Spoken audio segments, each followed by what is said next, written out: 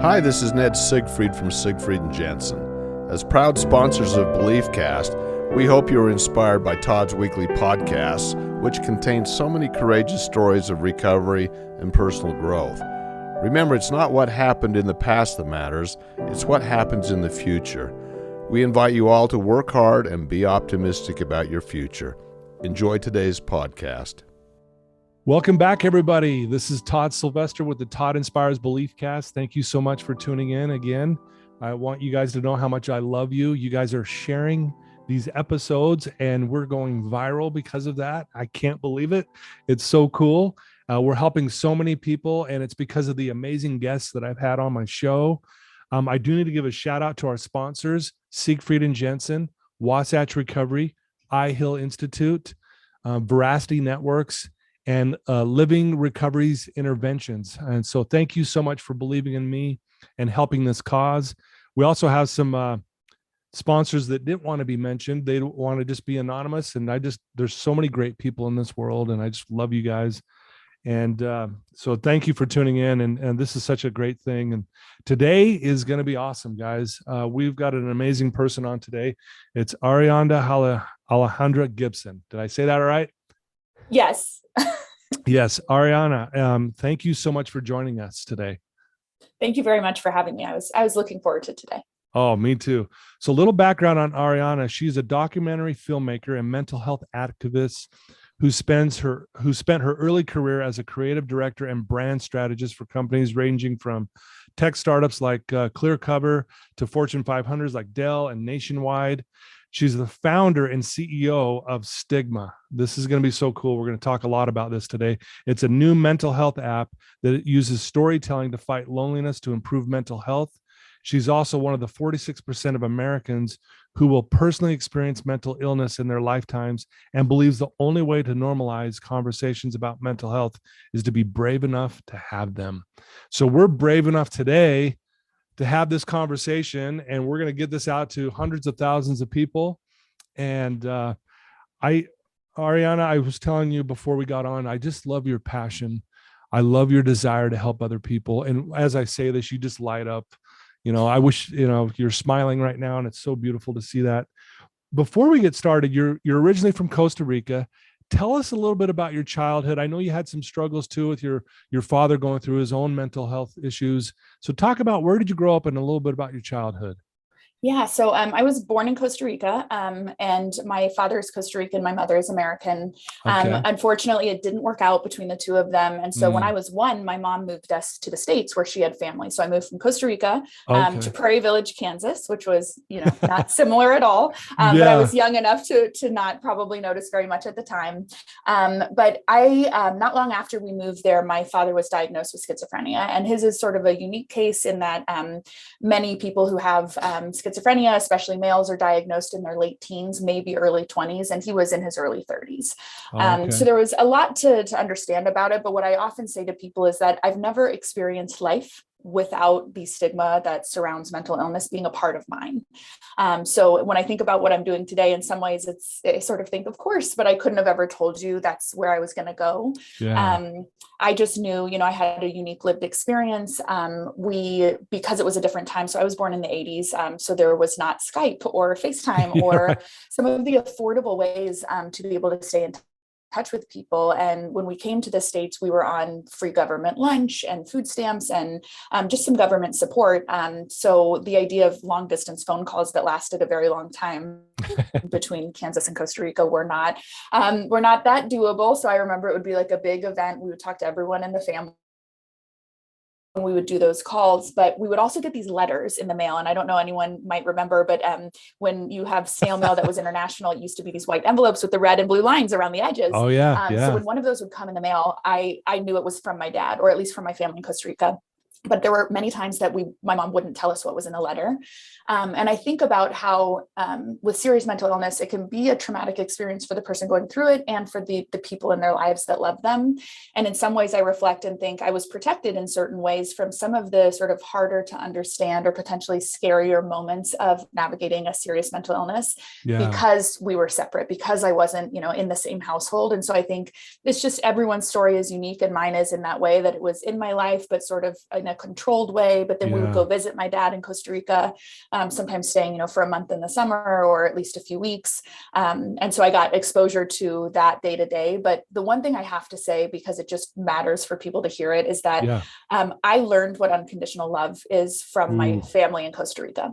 My brother was the oldest of 4 children. He has 2 younger sisters, and then the youngest is his younger brother. And throughout his entire life, his family loved him. He lived with my grandparents until they both passed away. He now lives in a house of his own, but it's on the property that one of my aunts owns. They're always there for him. And I think as we get more into this conversation, the idea of community and being accepting someone for who they are is such a powerful way to help people heal and feel seen and feel less alone. And so I have to give some credit to my Tico family for kind of modeling that for me. Yeah, no, that's beautiful. Thanks for sharing that. You obviously, just sitting here talking to you, you're a very confident person. You're very passionate about what you do. Were you like that as a little girl too? Were you this confident person that just kind of spoke her mind, or how were you like that? Yes. I was, and there's a funny story. So when I was younger, I had an older sister who was a year and a half older, and I liked her a lot. And so I wanted to be like her. And I think I learned a lot from her, and she's a very smart person. And so I was reading at a very young age, and just kind of some things that, I was advanced in certain ways. And there was this story of how my mom wanted me to go to kindergarten, and there was a cutoff for birthdays, and it had to be September 1st. And I was born on September 18th. And she tried to get the school to say yes to me going to the school. That year they said no. The next year I went to kindergarten, and about 2 weeks in, the principal called my mom at work. And so my mom was really worried that, something was majorly wrong. She said, "Ms. Vargas, we have a problem." She said, "Yes, what is it?" "Your daughter is reading to the other kindergartners." So I don't think that would have been possible if I hadn't had some confidence. But, it's interesting because I would say I'm a confident person, but even in this moment, I feel nerves because I live with anxiety and panic attacks. And so, I'm in this world right now as a founder of a company who had to fundraise and pitch to VCs and all of that, where you're on stages and in front of people. And my lived experience is that on the Lyft ride or the car ride or the train ride to wherever I'm going for those things, I'm always wondering, am I going to have a panic attack? Is this going to be one of the days that I have a panic attack? And, the anxiety about having a panic attack sometimes is more frequent than the actual panic attack itself. But I think it's a mix. And that's why it's important. I obviously can talk a lot. And I do think I'm a pretty confident person, but, under the surface is what I'm dealing with from a mental health perspective. And I think that's, part of why I created the company I did, is because so many people have that experience of, the vision others have of us, and then what we feel on the inside. Well, and I think that's what makes you so authentic, because again, you're being honest here. You're opening up, saying, "Hey, I am a very confident person, but I have my struggles too." And I think everyone listening to this right now can say this exact same thing. And so all of us can look like we have everything put together, but at the end of the day, we also have so much in common. Because as you talk about anxiety, I used to have anxiety so bad I couldn't get out of my bed. And so I understand what that feels like. And so to hear you say that, I think that just, again, that's your whole platform, is to normalize this and make you realize, hey, we're all in this together, man. Right? Yeah. I actually recently got the opportunity to speak at a college in Chicago. And I had been doing, like I said, a bunch of pitching and stuff where the stakes are high and you need to raise the money. So there was so much pressure in these other events. And this one was just go be you on a panel. And I thought, well, this will be easy. It was on a weekend. And so I had time to, do the stuff I needed in the morning, got there and was feeling fine. And I walked onto the stage, and it was a panel where I was one of 3 panelists with one moderator. And I started having a panic attack on stage. And it was audience full of college kids who were just excited to learn. They didn't need anything from me.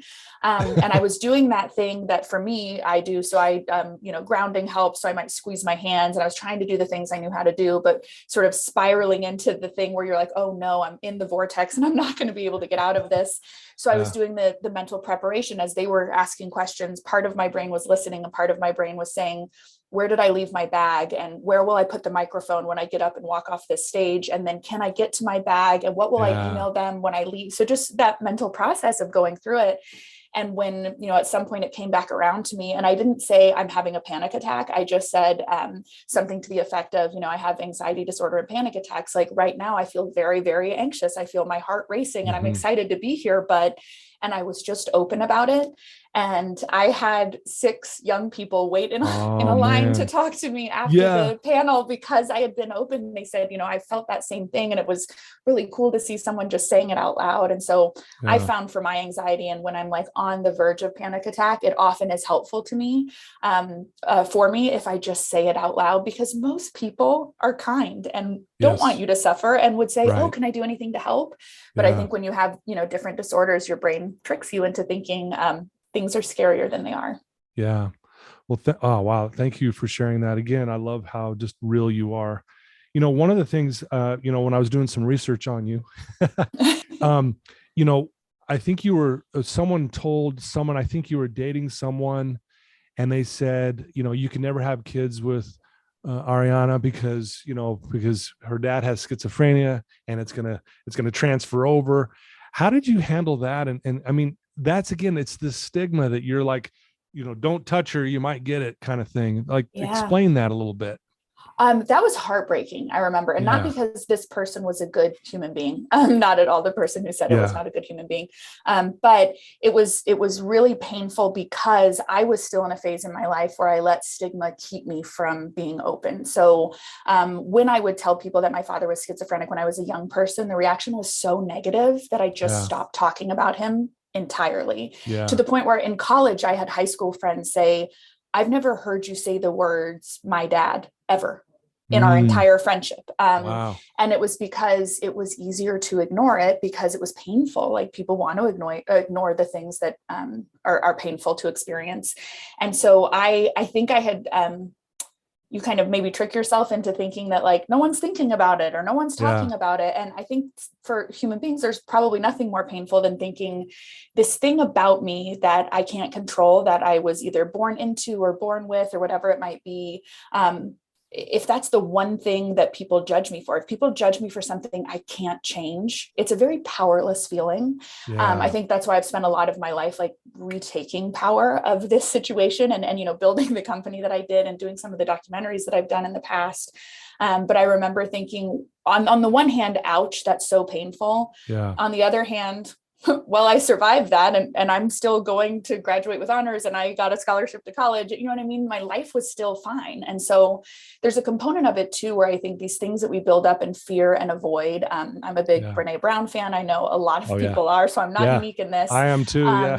But the idea of shame only surviving in secrecy, only surviving in the dark. And this idea of the 2 most powerful words that one person can say to another are me too. There's a component to what happened with that scenario of just, it was this thing that I pretended was in the dark that people didn't know or didn't think about or wouldn't judge me for. And I learned that some people will judge me for it, but I'm still me and I'm still strong and I'm still smart and I'm still kind, which matters the most. And, then it was over. And so there was probably a bit of lightness that came from this secret that wasn't a secret being out, and me not having to hope or wonder, because as a young person, it's like that struggle between, I want to fit in, but I want to be unique. So, I think that that moment happening was okay, well, that happened and I'm still me. So let's move on. And was probably just one of the requisite steps in my path to, getting to a place where I feel more comfortable talking about these things. Wow. Very beautifully said. Thank you. So I want to obviously get into your app, the Stigma app. Let's first talk though. What are the stigmas that are out there that you see that are, that cause people even more pain because of these stigmas? What are you seeing in your research and obviously your passion around this? So big question. I think the first thing that comes to mind is when we think about stigma, we think about the idea of people judging something they don't understand. There's a really good book called Paradigms Lost that I read when I was figuring out what this company was that I wanted to build. It talks about the origin of stigma and sort of the judgment people have of people with mental illness. And so that was a on my path to understanding stigma and seeing things. But when I thought about building a company, I thought, well, when you go pitch for investment, because I did not have the money to do it myself, I don't have the friends and family who are going to be able to like float that first round. Right. I thought, you always have to solve a larger problem. And what is the macro problem that I'm solving? And I very quickly realized that it was loneliness. And so I think that stigma and loneliness are inextricably tied, because the idea is that loneliness is this condition we can feel when we feel othered, when we feel outcast or rejected or whatever it might be. Yeah. And there is a very biological, human, neurological thing that smarter people than I, and to be clear, I'm not a mental health professional. I don't have any licensure. I just have a lot of passion and lived experience. Right. But there's a man named John Cacioppo who has since passed away. He's out of the University of Chicago, and he dedicated 30 plus years of his life to studying loneliness. So I read his research and I read his book, Loneliness. And what I learned from his research is that that loneliness feeling is pretty devastating, and it becomes a vicious cycle that repeats over and over. So when you think back to, prehistoric times where we traveled in tribes, then if we were outcast from the group for any reason, if we got lost, if they kicked us out, whatever it might have been, it was life or death. It was actually life or death. So when you think about the amygdala response and the hippocampus and how they're talking to each other to sense and perceive danger, when you get rejected, when someone says, don't have a child with that person, or when someone says, did you hear about her dad? Or did you hear what condition he has? You have that feeling. And so that rejection feeling prompts our brain to go into fight or flight mode. Yeah. We start sensing danger where there maybe isn't any. We change our behavior and we're more standoffish. So people either reject us or they don't come near us because we're putting out this energy of protecting ourselves and hypervigilance. That gives us a smaller social circle. It's a smaller social circle for anyone who was in our circle. And now all of us are at a disadvantage because we have fewer opportunities to practice that, social behavior that makes us connected. That is that thing that combats loneliness. So when you think about someone who's going through that over and over, if you think about victims of child abuse specifically, and I was not a victim of child abuse, but my husband was for many, many years. And so what I've learned sort of through his storytelling and the research I did is that can happen over and over and over again, to the point where someone gets to a place where they don't want to be as unhappy as they are. They don't mean to be so cold, or, that's the kind heart in me tries to think of even this, father who said this not kind thing about a 16-year-old, makes me think back and go, what pain was in his heart that he would say that? What was he judged for? What unkindness was he shown for something that was different about him that made him project that onto me? Wow. I'm a big subscriber to that belief that the way people treat you and behave is a reflection of how they feel on the inside. Now, that's not to say that if you're very mean, that someone might not respond because you were not being kind. But I just think that we become stronger the more we realize that everyone is going through something. That this idea of stigma is really just the product of it is loneliness. So how can we make people feel less alone? Because things that are stigmatized aren't just mental illnesses. I often say with Stigma and the Stigma app that we talk about mental illness and other misunderstood conditions, because there are things like autism. Like my son was diagnosed with autism when he was 20 months old. And that's a neurological disorder. A lot of people think of it in different ways, and it's beautiful how much people are opening up about it so we can learn more. But that's not a mental illness, but it's still something that's stigmatized. It's still something that carries with it a reputation. And that's kind of where story comes in. And I realize I've been talking a lot, so I may pause for a moment, but I think storytelling's connection to that idea of stigma is really strong. And so when this idea of, okay, I want to combat loneliness because loneliness is very problematic. What John Cacioppo found was that the two most powerful combatants to loneliness are cognitive behavioral therapy, which is, what a talk therapist will CBT, often work with. And reciprocal social connection. And so that's different than therapy. That's not me paying money to my therapist to use her degree to help me out. Although I love my therapist, she is wonderful. It is the scenarios of when you engage with another human being and give of yourself, and they do too, simply for the sake of being kind. And that sort of helps you remember what's good in the world. I think it's why you see popularity among social media accounts that share good news stories, because people are looking for that in a world that feels ever more disconnected. We want those stories that show human beings are meant to connect. Yes, absolutely. Wow. There's so much there that you just said that I just want to touch on, man. That was so good. the stick, I see this a lot too with, my background's more on the addiction side of things. And, people look at a drug addict, it's like, oh, they're criminals and they'll always be a criminal and they're liars and thieves. And at times we are when I'm going through that, but that's not who we really are. And I love what you said about when someone's maybe saying an unkind thing to you, that's maybe them projecting on where their hurt's coming from because someone maybe did that to them. What a great perspective that is. And again, to be able to look at someone, and it's hard in the moment if someone's being mean to you to think, well, they're just, but how has that helped you just looking at it that perspective when someone's maybe doing that?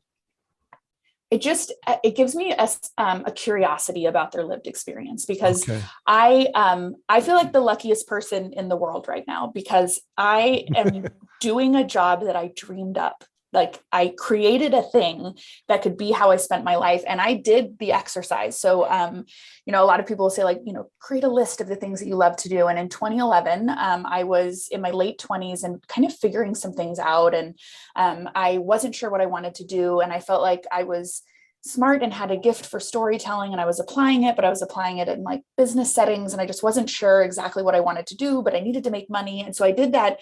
If you've ever seen one of those purpose Venn diagrams, it's sort of like four circles that converge with each other. And it's, what am I good at? What am I naturally good at? What do I love to do? What does the world need? And what can I get paid for? And in certain intersections, it's like, I can do this and I can get paid for it. That's a profession. Versus like your purpose is when you can find the thing in the center of all of them. And so what I knew that as a person, I loved hearing people's stories. So I used to be a walking cultural food tour guide of Chicago.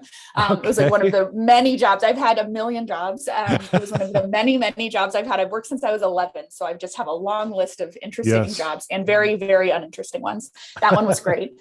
But it was a 3-hour tour, and I used to stay after for at least an hour because someone on the tour would be interesting. And I just loved hearing what they had to say. And I had fellow tour guides who would say, you're making less per hour because you're sticking around for an hour after you're done. And I remember thinking, like, that's the best part. That's almost that reciprocal social connection, because I'm not getting anything for hearing their story, but I love making people feel seen and heard. So that was always a piece of what I wanted to do. I also cared about the mental health piece, and I had different businesses that were, and not even businesses, but like freelancing kind of contract worker, like hustling kind of projects that I would do that in many ways feel like all roads led to this. But now that I'm here, I have a mental health pop-up tomorrow. So that's one of the things that we do as part of STIGMA app is we're committed to normalizing conversations about mental health. And like I said in my bio, the only way to do that is to have those conversations, but we have to create the spaces for it. So right now in the world, there are all these rallying cries to just, normalize conversations about mental health, but there aren't enough people doing the work of creating safe spaces for people to feel comfortable doing it. To actually do it. Yeah. Yeah. So you do with your podcast. I'm so grateful. Tomorrow we will have, another one of our mental health pop-ups. And I've been doing these now for almost a year. I've interviewed on set, in video, over 60 people now, I think. And people talk about everything. So they talk about OCD and anxiety and PTSD and child sexual abuse and autism and just sort of everything you can imagine that might make one feel other or judged or just in pain. And I think that sort of the common thread among everything is that if someone has had an experience or has a condition that makes them behave in a way that they're not proud of, they didn't want to behave that way. And, in psychology, they'll often talk about presenting behavior. So I live with a husband who has complex PTSD from truly decades of child abuse, just very, very bad, in foster homes, never adopted, and went through some pretty torturous experiences. And when I first met him in big social settings, sometimes he would just leave. And when I first saw that, I thought, this is rude. Like, we were invited to a dinner party, or we were, whatever it was. I thought that's not okay. That's not good manners. And what I think would make the world a better place, if we could do one thing only, would just be to consider what might have prompted someone to behave in the way they've behaved. When you see something that you don't understand, when someone is short with you, when someone might be rude, to think about, what if this person is navigating something under the surface that I don't know about. Yeah. Wow. And so I think that's the thing, with these stigma interviews, it's the common thread is people just want to be seen for who they are. Yeah. Anyone who has a mental illness, especially serious mental illness, or who has been through something trying like a sexual abuse or assault, they didn't want it. They didn't ask for it. My father certainly didn't ask to be, schizophrenic. It's his path in this world. And so I think we have to be more thoughtful of those experiences. And the more we do, the more we understand each other. And I think we'll make more progress, and people won't struggle as much as they do now. Yeah. And I love that, because I think it's like looking at people with, through the eyes of kindness and caring and love, and just assuming that, hey, they're going through something that I don't understand. And I've gone through some things. I might be going through my things, and to be able to look at it in that lens, man, what a different perspective that puts onto things. Like, hey, you know what? That person might just be struggling, and that we don't know about, and they don't want to talk about it right now. And man, what a better way to navigate through life. Right. Yes. One of the things you said too, correct me if I'm saying this wrong, but you said the two most important things we can say to someone, two most important words are "me too," and meaning like, hey, me too. I'm going through that too. Is that what that means? Yeah. So that is Brene Brown original, not me at all. But Brene Brown talks about how empathy is the antidote to shame. And so what people need is an empathetic ear. And actually, if it's okay, I'd love to tell a little bit of the origin story of the app, because it really relates to this, this concept of Me Too. So as I mentioned, my husband was a child abuse survivor, and abuse of every type, unfortunately. But one of the things that is really stigmatized and often not talked about is men who are victims of sexual abuse. They feel like there's no place to go, no one to talk to. And so they are very alone with these feelings. Male victims of child sexual abuse are 14 times more likely to die by suicide than the average male. And males have a higher chance already between men and women. Wow. And so, there were all these sort of things that had happened to John that he had been through and navigated. And I remember just being so wowed by how anyone could have that much desire to help others and be kind and all of these things. But I also knew he was really misunderstood. So I always talk about this because it's important to me to bring her everywhere I go. But I have a best friend whose name is Lauren. We met my freshman year in college, and we were in each other's weddings, and I have a sister who is lovely and I adore her, but it was like I hit the lottery and I got a second sister in Lauren. And unfortunately, in 2019, Lauren was diagnosed with a really aggressive and a really rare cancer. And that was in June of 2019. And by December, it was pretty clear that nothing was really working. And it was very, very hard. It's one of the hardest things I've been through for sure. But she felt safe enough with me to talk about if nothing worked. And I think that was a conversation it would be hard for anyone to have. I didn't want to have it, but I also wanted desperately to have it. But I know that her parents and her husband probably were so terrified of the possibility that she wouldn't make it, that she didn't have a place to put that. So we had that conversation, and it was a beautiful, lovely, terrifying, but also just like, I don't know, just one of those things in life that you will always remember. And one of the components of the conversation, because Lauren was the person who, like, everyone has that friend who loves being alive, who climbs all the mountains and kayaks all the rivers and pets all the dogs, eats all the food. She just lived right. And she was telling me how sad she was that she didn't get to keep living, to keep doing these great things. And one of the things we talked about, one of the things she said was, just promise me you won't wait to go live the life you want to live. And that is a hard thing to hear, especially as so many of us, I think, in the workforce think about, like, what am I doing with my life? And, like, if I could choose what I wanted to do, where would I be? And what's keeping me from that? Because there's nothing like facing your own mortality or the mortality of someone who you desperately love, to make you realize that, like, you can trick yourself all you want, but we don't know how long we get. And so what matters to us in terms of the impact we want to make. So I can't say that at that point I was like, I know what it is, but back to 2011, when I made that list, I was like, I want to do a docuseries about mental health. I want to have it be called Stigma, and I want every episode to be about a different person. It's going to end, the docuseries will end with me telling my father's story in Costa Rica. We'll have the beautiful backdrop and all of those things. But it's not as if Lauren said that and I said, well, I better get on doing that. But what I did was say to myself, I know I want to be a documentary filmmaker. Before I met my husband, I really had a lot of trouble calling myself a creative or an artist or a filmmaker or a director. And so I had to have like 10x the evidence that I would have required of any other human being to believe in myself that that's what I was. Right. And so I thought, I'm going to shoot a video because I've been wanting to for a while to tell John's story. He wanted to speak at schools to kids about overcoming adversity. He had done it a couple of times and loved it. And I said, why don't I just shoot a video that you can use to send to schools? So you can just, when you want to speak there, you share this so they understand a little bit about what your background is. Yeah. So he said yes. And I will always be grateful to John for that going first and saying yes, because we shot his interview and B-roll in one day. It was 3 days before lockdown in March of 2020 in Chicago. I had the early part of the pandemic where we were sheltering in place to just edit this piece of work that felt profoundly important and like I was on my path to what, I wanted to do.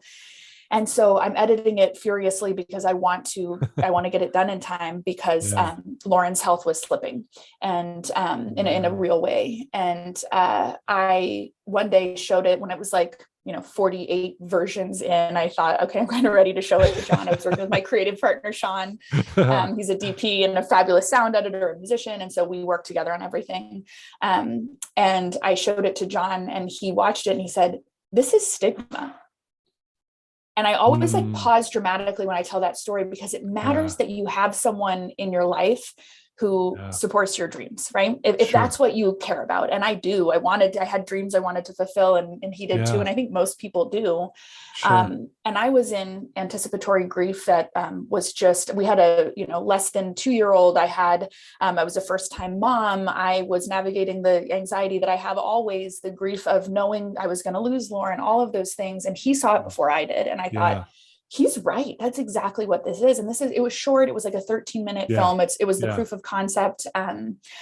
Excuse me. I was able to show it to Lauren before she passed away. And I recorded on Zoom her watching. And I love getting to watch her face, watching me like build this thing.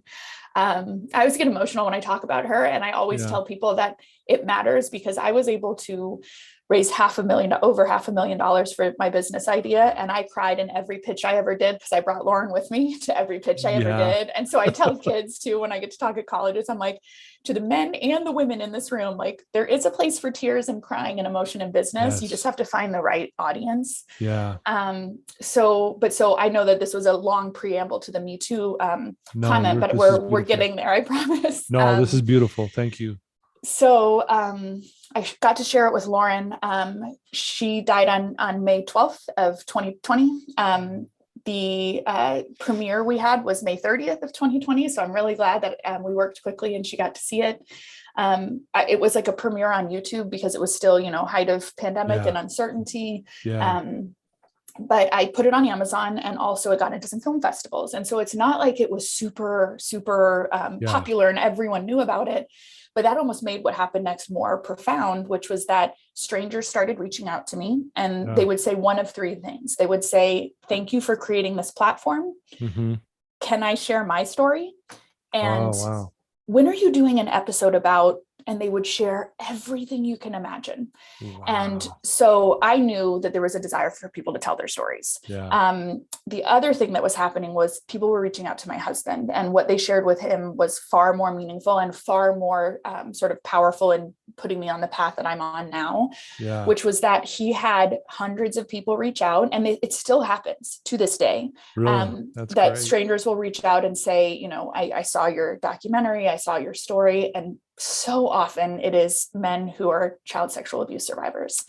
And many of them would say, "I can't believe you talked about it. No one ever talks about it." I know that you probably have a ton of sort of knowledge in the area of substance abuse and addiction and things like that. And so often, people are using substances to mask pain for things that they just feel they can't share. So the fact that my husband admitted, and I'm doing air quotes because it's not something you should have to admit, but that's how it feels when something carries stigma. that he was a child sexual abuse survivor in such a public way, people couldn't believe.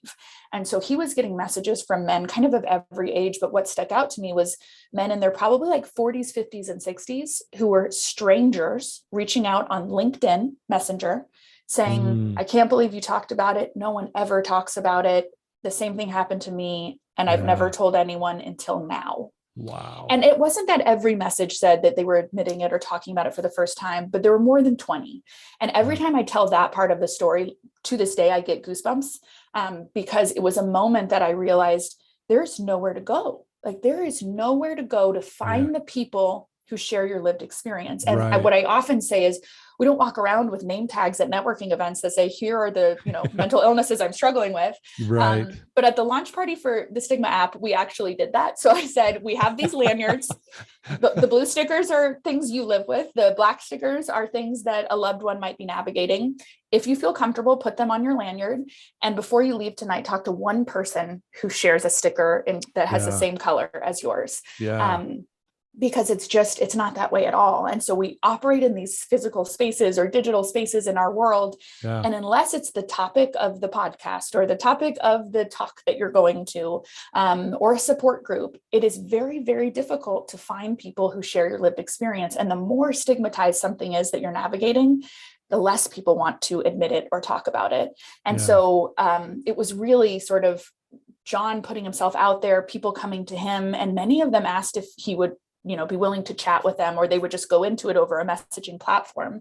And so during that period of the pandemic, the summer of 2020, he was talking to so many people who were opening up about their experience, and he would share a little bit about how his experience made him feel. And what I've started to describe it as is, I think he just shared his story enough times that it lost a lot of its power to elicit shame. And it's, powerful how that can happen, because he said this thing and these other people said me too, and he said but me too, and both sides came out better for it. Both sides felt less alone. And so that was the thing that, like, watching that happen, watching the impact it had on him, made me create the STIGMA app. I said, I am going to create a platform that facilitates that kind of reciprocal social connection, because no one had anything. There was no, job offer that was coming or monetary exchange. It was truly just people saying, I feel alone in this lived experience. Someone has said they are willing to open up to me about it. And I want that. And that's really, the idea behind STIGMA, the docuseries, and the app is we have 3 pillars, which are education, compassion, and action. And so there's the component of, if things aren't talked about it, people don't understand it. There's also a really great TED Talk by a Nigerian author named Chimamanda Adichie, and it's from the 2010 or 11. But her TED Talk is called "The Danger of a Single Story," and I always reference that because when you think about things that are stigmatized, fewer stories are told about them. So I will always joke that when I was a young person, the only stories you could consume about schizophrenia were on Law and Order or the evening news, and they were often grossly misrepresentative of the lived experience of someone with schizophrenia. And they certainly weren't what I saw in my father. And so when I thought about, human beings, you can't blame them for basing their opinions on things on the lived experience they've had and the stories they consume. And so a big piece of what STIGMA is trying to do is say, let's put stories into the public conversation. Let's just put story after story after story, because this person's experience with OCD and anxiety might be totally different than someone else's, or substance abuse or bulimia or infertility. And so that's a big piece of the education comes in telling people what that experience is like. When it comes from the voice of a person living in it, you build that compassion. And then the app, the purpose of the app as an extension of this docuseries is that, imagine the last time you watched something beautiful, something that inspired you, and it could be on HBO or a top trending Netflix show or whatever it might be. When the final credits roll, what do? You want to share you want to share it with people. You have these emotions, you have like this compassion that is built. And they say that compassion is just empathy with the, desire to take action. So you want to do something, but in the best case scenario, maybe you Google a nonprofit, or you try and figure out, like, how can I contribute in some way to this pain that I just saw? And with STIGMA app, what we're doing is saying, you can go offer hope to that person. You can say, your story moved me in a way that was profound. And it's not a comment thread where people control each other. Everything that's on our platform is moderated. So I say often that it's the safest place you can go to talk about your mental health, because if someone were to say, share their story or ask for a message of hope, and they got a message back from someone that was hateful, that person who asked for hope would never even know that message existed, because we intermediate. We're the mediator between every message that comes through. And that is to protect people, because the only way you create an environment for people to feel safe talking about their mental health is to put in ways to protect them. And so that's that big action piece to say, sometimes the only action required is saying either me too, or I see you. I loved how you opened your podcast. You said, I love you. I've said that in messages of hope to people, and I try and qualify. I'm not a creep. I just want to say, like, I love all humans, and I love you for being vulnerable enough to do this. And I mean, some days I sit with my two teammates, and we have said out loud to each other, each of us has done it at some point. Can you believe we get to do this? Like, that this is our job. Yeah. It's a really beautiful feeling. Yeah. Wow. The app sounds incredible, because the power of connection, which is obviously the opposite of that is loneliness and feeling like no one cares, and being, there's no scarier feeling than feeling like you're alone. And I've been there myself. You throw in the pandemic and everything else this world's been going through, that just gets magnified 100 times. So your app is so, like, this is like such perfect timing at the same time, though, and I, again, just listening to you, I mean, you light up like a Christmas tree as you're talking about this. You're just like, and I get why you pinch yourself. Like, the stuff that I get to do too. I sit there and go, I can't believe I get to do this, because someone once, years and years ago in my life, believed in me when I didn't believe in myself. I felt alone. And that one person saying, Todd, I believe in you, changed my life. And it took me into this area. I mean, had that not happened, I wouldn't be 32 years later talking to you. I mean, how cool is this? I know. Right? It's just, we forget the power that one interaction with another person can have. And I mean, I mentioned this to you before we started, but I did a podcast interview a few months ago, and we had someone join the platform, join our community. So it's a web application, which means you can't go to the App Store and download it. That will be coming in the next 2 months, which is great. But for now, you just go to thestigma.app. And it's just, a way to join a community, and you create a profile, but the profile is private, so no one ever sees it. It's just for us to be able to match you, because when people submit a request for hope, they can do it as a text message, an audio message, or a video message. And that piece was really important to me.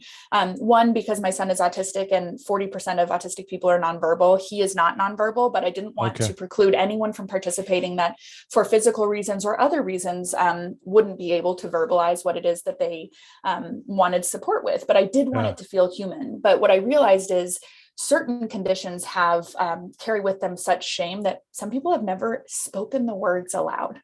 And I think for any of us going through, me saying I have anxiety, I have panic attacks, that was something that probably 20 years ago, I could never have imagined saying, let alone on a podcast that has such a big audience. But, the more you do it, the more comfortable you get. And so that's how we've built the app, in a way that if you aren't ready to verbalize something yet, you can just use text. But what will happen is you will get messages back from people. And so imagine the scenario of someone like the people who reached out to my husband, who said, I've never told anyone until now.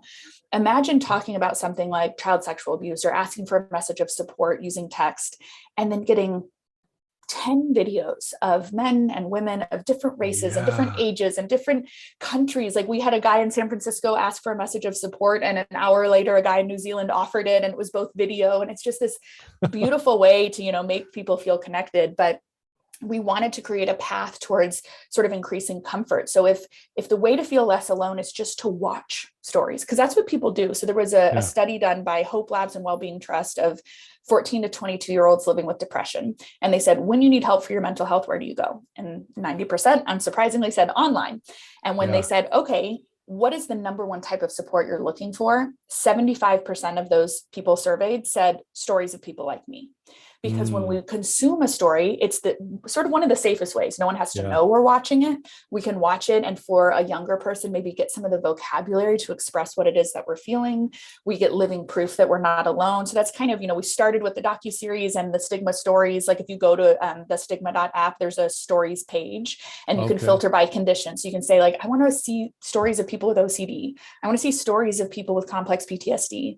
But that's sort of like level one. And then it's sort of this, if and when you're ready to engage, you can do it in the way that feels most comfortable for you. So it can be text, audio, or video, and everything is asynchronous. So I think there's some, really thoughtful mental health apps and sort of communities that people are trying to build. But the pressure to have a live conversation about something that you might just be easing into talking about for the first time is a lot, even if it's anonymous. To me, sorry, and I'm just going on and on, but no, you're good. You're good.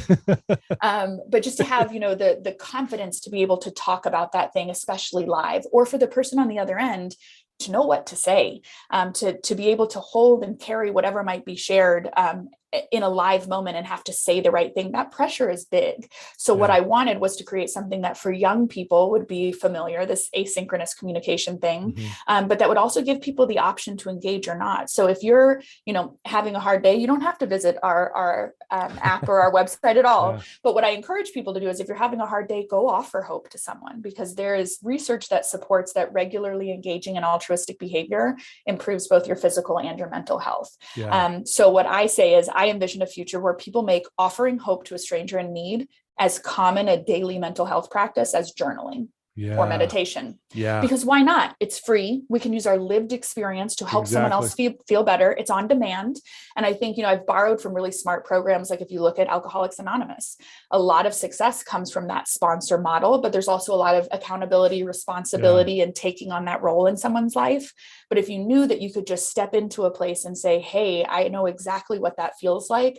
I had something similar happen, and here's how I navigate that. It's beautiful. We had a little girl who, was a high school student, and she used, I don't know how she found us, but it's beautiful. And she asked for a message of hope and described what I would say is a panic attack. She didn't use that word, and I don't know if she knows that word, but she had to leave class, and she sort of explained what it was that she needed. And people were able to offer messages of hope. And I was one of them saying, that sounds a lot like when I have a panic attack, what I feel is, and it's not, me trying to help her figure out what's going on with her. It's just me saying, me too. It's just me saying, I know what that feels like. And so finally getting back around to the podcast episode though, I did a podcast. Someone found us and shared that they were feeling suicidal thoughts, but didn't feel they could tell people in their circle. And we have a lot of people say it's nice to be able to put this somewhere, these feelings, and not have to share it with friends or family, because so often not just being worried about the judgment, but we're worried about, like, they have their own stuff going on. They just had a baby, or they just lost their job, or whatever it might be. So giving people the ability to sort of on demand tap into a community committed to kindness is what I wanted to create.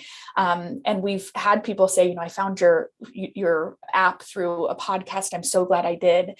And I work closely with someone at the American Foundation for Suicide Prevention. And we talk about, where do people put those feelings if they don't feel they have a safe place to put them? And it's not to say that Stigma app is the place for everyone, but I think it's a place for a lot of people, because it's not about being judged. I hope so. I know it's a bold thing to say, but as you're saying this, I have to share this. I had an opportunity to speak at the state prison. And before I got up to speak, they had 3 inmates go up before me and spend 5 minutes sharing a little bit of their story with there was 120 inmates in there.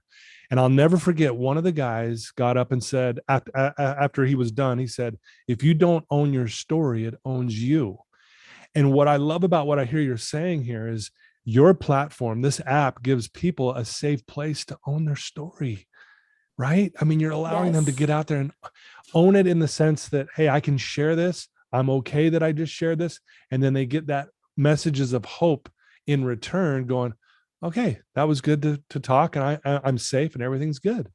I don't know. Is that accurate?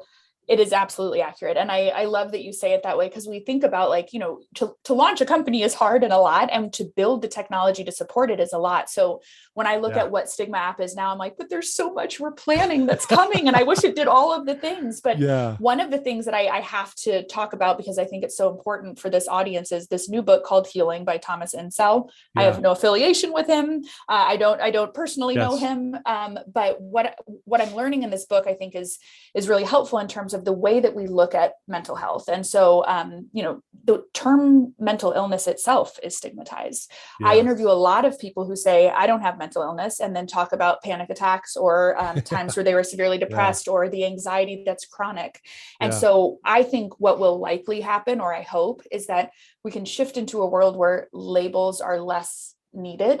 You know, this is a man who, people should read the book because he'll articulate it far better than I do, but who talks about how he failed, how he spent decades of his career trying to solve this mental health care problem. And he says, we don't have a mental health care system. We have a mental health sick system, or sorry, mental sick system, because we're so focused on only helping people when they get to the point of needing maybe severe intervention, or, you know, there aren't places to go, or he thought the problem was access. And so I think what we have to look at is people can be physically healthy and get a cold. That happens. Yeah. It happens all the time. And no one says, oh, they're physically ill. But we will say, oh, they're mentally ill because they deal with PTSD, or they deal with, you know, whatever a condition might be. And I think we have to do a lot of reframing as it relates to thinking of mental health in the same way we think of physical health. So I interview people and say, will you share the tools that you use to turn a bad day into a good one, or that you regularly use to maintain your mental health? Because everyone's toolkit is different. So one person might love doing jujitsu and boxing to stay in shape, and another person likes yoga and swimming. But if they're both physically healthy because of it, that's okay. And I think the same is true with mental health, and people kind of don't think of it that way. But one of the directions we're going with Stigma, that we're like working on building out, is this idea of being able to ask for hope when you're just feeling a certain way, because I don't want to limit what we've built and this ability to tap into hope and kindness to people who are willing to raise their hand and say they're one of the 46% of Americans with mental illness, because you can feel lonely, you can feel listless, hopeless, whatever those words might be. And I'm working with a PsyD right now to figure out exactly the words we want to use. And what might be nice is to say, today I'm feeling, and I give this example a lot, there is a difference between the loneliness I might feel as a solo founder, right? That's a hard thing to do, and it's a ton of work, and you self-doubt and all of that. That's one kind of loneliness. There's a different loneliness of being the mother of a son with autism who, when I take him to the park, like seeing the stuff he can't do that other kids can do, or watching a child try to engage with him and him not respond and them give up and they don't understand, you know, what's happening with him. That's a different kind of loneliness. The loneliness of missing my friend who died, that's that grief loneliness. So could we say to people, what are you feeling right now? And is it connected to one of your lived experiences? It might be yes, it might be no. It might be like this. I did an Ask for Hope this weekend, and I cried in it, and I watched it 4 times before submitting. And I thought, I can't believe I interviewed someone who said, I watched my video 6 times before I submitted my Ask for Hope. And I thought to myself, that's a lot. And then I did it 4 because I was like, can I be this raw? I created this platform and I don't know if I can do it. But I said, I only want to share this with other people who have experienced grief, because I want to know from them, like, how do you handle it when none of your tricks to make you feel less sort of lost about it are working? And so that's just a personal aside, but I do hope that anyone who might be listening and thinks, well, I don't have a diagnosis, you don't need one. You can come on the platform and just tap into kindness if you want to, but we'll make it easier to do in the future months. Oh, I love it, man. This is incredible. You're incredible. Seriously, like, man, your passion and love for what you're doing, you can just feel it. And I know our listeners are going, yes, you can feel it in your words and how you're speaking. You obviously have a lot of empathy for people. If there's someone listening to you right now who needs some hope, you've already shared some amazing things already, but this one person right now who's listening at this very moment that needs to have a little bit of hope, what would you tell them right now? Probably the most universal and powerful thing I can say is that you won't feel the way you're feeling right now forever. And sometimes in a moment when something has consumed you, and maybe it's because you let it marinate too long or whatever it might be, it can feel like it will never get better or things will always be this way. And I think what you have to remind yourself is that's never happened in your life before. You've never consistently felt only one thing forever. There are actions you can take that make things better. There are actions you can take that make things worse. But I think if someone's feeling alone right now, know that you aren't. It's just that people aren't talking about it. And even if it feels low today, it is not always going to feel the way it feels right now. Wow. Beautifully said. I'd also add, go check out the stigma.app. Go there to the website. There's stories of hope on there. Like you said, in a few months, you said you'll actually be able to actually get the app through the App Store. Is that correct? Yeah, so it'll be on both App Store and Google Play. And Google we Play. want to make it accessible to everyone. But the start was, can we build something that people want? Hundreds of people are saying yes and regularly engaging. So if anything, even if you are listening and you think, I'm not going to go ask for hope, that sounds hard, go offer someone hope. They can send thank yous, and the thank you messages you get are just, they will make your day. They will make your heart sing. So I highly encourage anyone listening to go offer someone hope. Well, thank you so much. You're giving me a lot of hope just listening to your very words. This has been fantastic, honestly. Like, I don't know, I could listen to you all day. Thank you. I talked a lot. Sorry. No, don't be sorry. I think that's what I want it to be. This is your story, not mine. And I'm glad that you spoke and you shared some very powerful things with us today. And the Stigma app is, well, it's needed. And I'm sure it's going to be a huge success. I'll do everything I can to help you in that realm. We're going to get this out. We'll get this to as many people as we possibly can, because everyone listening to this is struggling on some level with these things. So thank you so much for taking some time today. Yes, thank you for having me. It was wonderful. Any last words you'd like to say before we wrap it up? Oh, last word. I probably should have prepared for this. I mean, I think it's just those words that are so simple but powerful, that you are not alone. Yes. There are people who want to help. You are loved, no matter how bad you think life is or how guilty you feel for actions you've taken. You are not a product of your worst decision or your worst day. And there are a lot of people in this world who just want to help others feel better and share their experience so that you know you're not alone. So that's a lot of parting thoughts, but yes. I hate the idea of people suffering, and I just want people to know that, like, you're beautiful no matter what you've done or who you are. Wow. I love it. You're amazing. So there you go, folks. I told you this was going to be amazing. Ariana Alejandra Gibson. Hopefully I said that correctly, but you're a beautiful soul. I love what you're doing, and I can't wait to have our listeners hear this story. If you are struggling, take those words. You're not alone. If you know someone who's struggling, please share this episode with them.